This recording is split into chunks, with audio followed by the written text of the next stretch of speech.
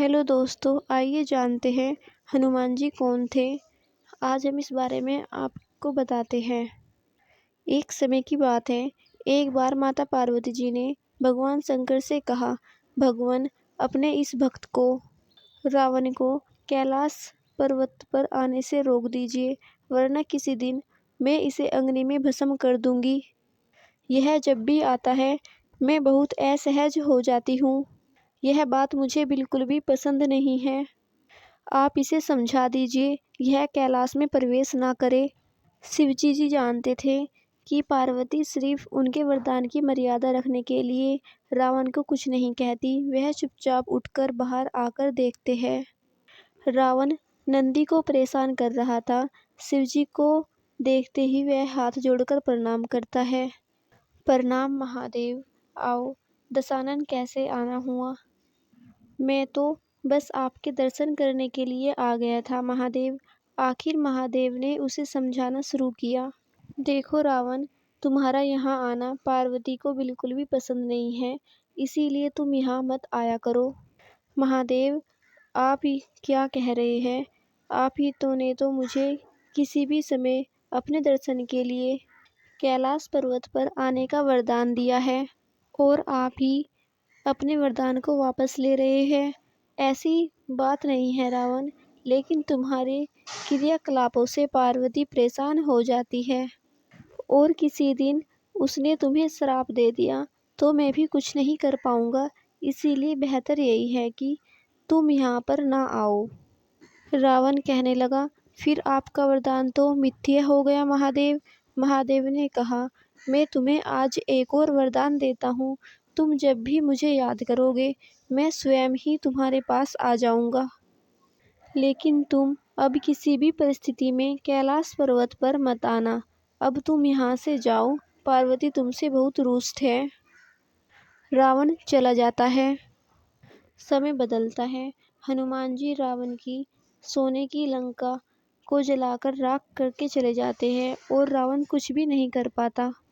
वह सोचते सोचते परेशान हो जाता है कि आखिर इस हनुमान में इतनी शक्ति कहाँ से आई है। परेशान होकर वह महल में ही स्थित शिव मंदिर में जाकर शिवजी की प्रार्थना करना प्रारंभ करता है।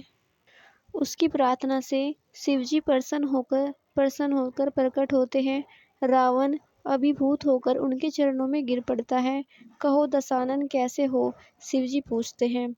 आप अंतर्यामी हैं महादेव, सब कुछ जानते हो। प्रभु, एक अकेले बंदर ने मेरी लंका को और मेरे दर्प को भी जलाकर राख कर दिया। मैं जानना चाहता हूँ कि यह बंदर जिसका नाम हनुमान है आखिर कौन है, और प्रभु उसकी पूंछ तो और भी ज्यादा शक्तिशाली थी, किस तरह सहजता से मेरी लंका को जला दिया। शिवजी मुस्कुराते हुए रावण की बात सुनते रहते हैं। मुझे बताइए, यह हनुमान कौन है? शिवजी बताते हैं कि रावण, यह हनुमान कोई और नहीं, मेरा ही रुद्र अवतार है। विष्णु ने जब यह निश्चय किया कि वे पृथ्वी पर अवतार लेंगे और माता लक्ष्मी भी साथ ही अवतारित होंगी, तो मेरी इच्छा हुई कि मैं भी उनकी लीलाओं का साक्षी बनूं। और जब मैंने अपना यह निश्चय पार्वती को बताया तो वह हट कर बैठी कि मैं भी साथ ही रहूंगी। लेकिन यह समझ नहीं आया कि उसे इस लीला में किस तरह भागीदार बनाया जाए। तभी सभी देवताओं ने मिलकर मुझे यह मार्ग बताया कि आप तो बंदर बन जाए और शक्ति स्वरूप पार्वती देवी आपकी पूछ के रूप में आपके साथ रहे, तभी आप दोनों साथ रह सकते हैं।